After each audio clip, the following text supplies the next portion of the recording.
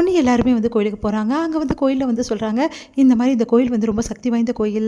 இங்கே வந்து விளக்கு எடுத்துகிட்டு போயிட்டு நீங்கள் அகல் விளக்கெல்லாம் ஏற்றி அந்த விளக்கோட தீபம் வந்து அணையாமல் இருந்துச்சுன்னா சுற்றி வரும்போது கண்டிப்பாக வந்து நீங்கள் என்ன நினச்சாலும் அது நடக்கும் அப்படின்னு சொல்லிட்டு சொன்னோன்னே பொன்னி வந்து யோசிக்கிறாங்க, சக்தி கூட நம்ம சேர்ந்து வாழணும், இந்த வாழ்க்கை நம்மளுக்கு நிலைக்கணும், சக்தியை ஏற்றுக்கணும் அப்படின்னு சொல்லிட்டு வேண்டிக்கிறாங்க.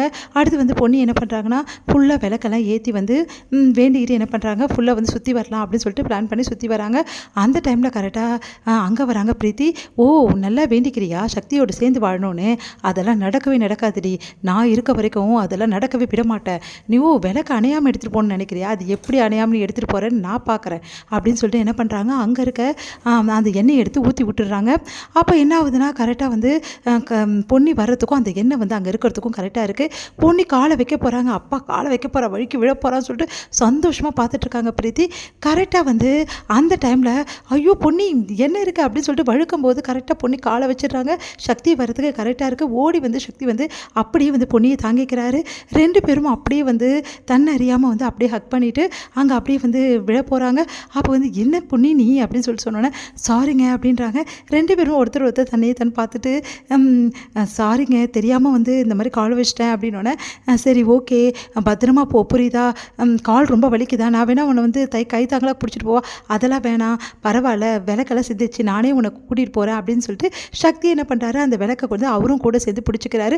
ரெண்டு பேரும் சேர்ந்து அழகாக பொறுமையாக வந்து நடந்து வந்து அந்த பிரகாரத்தை சுற்றுறாங்க. இதையெல்லாம் பார்க்குற பிரீத்திக்கு வயிறாக எரியுது, அவங்களால தாங்கிக்கவே முடியல.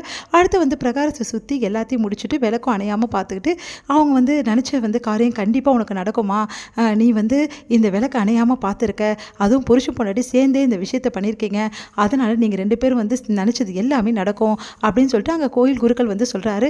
அதை கேட்டு வந்து பொன்னிக்கு சந்தோஷம் தாங்கவே முடியல.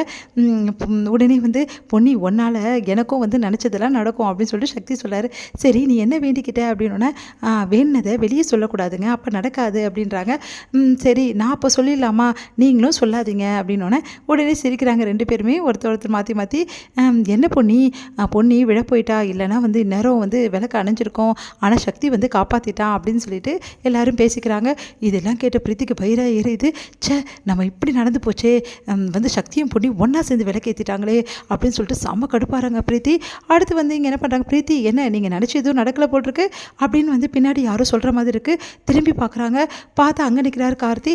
அது வந்து அப்படின்னு சொல்ல போனால் ஆமாம் நீங்கள் எதுவுமே நினைக்கலையே, இல்லை நினச்சிருந்தீங்கன்னா நேரம் வந்து நீங்களும் பிரகாரத்தை சுற்றிருக்கலாம்ல, அப்போது நீங்கள் நினச்சது நடக்கும்ல அப்படின்னோடனே அப்படியே பார்த்து அதெல்லாம் ஒன்றும் வேணாம் அப்படின்னு நம்ம சொல்கிறாங்க. உடனே எல்லாருமே வந்து விளக்கேற்றி ரொம்ப சந்தோஷமாக பேசிகிட்டு இருக்காங்க. இதையெல்லாம் பார்க்குற பிரீத்திக்கு செம கடுப்பாக இருக்குது. அப்படியே பார்த்து டென்ஷன் ஆகுறாங்க. அடுத்து வந்து கோயிலில் என்ன பண்ண சொல்கிறாங்க, ஜெயாவையும் அவங்க வீட்டுக்காரையும் வந்து அம்மா நீங்கள் எவ்வளோ பெரிய பாடகர் வந்திருக்கீங்க இந்த ஊருக்கு, ஒரே ஒரு பாட்டு பாடுங்கம்மா அப்படின்னு சொல்லிட்டு அங்கே வந்து மக்கள் எல்லாருமே கேட்குறாங்க. அதுக்கு ஜெயா வந்து சரி எனக்கு பதில் பொன்னி பாடுவா அப்படின்னு சொல்கிறாங்க. பொன்னி அதிசயமாக பார்க்குறாங்க. பொன்னி பாடுமா அப்படின்னு சொன்னோன்னே உடனே சந்தோஷம் தாங்கவே முடியல பொன்னிக்கு. பொன்னி வந்து அழகான ஒரு பாடலை பாடுறாங்க. அதை கேட்ட சக்தி வந்து ரொம்ப சந்தோஷம் அடைகிறாரு.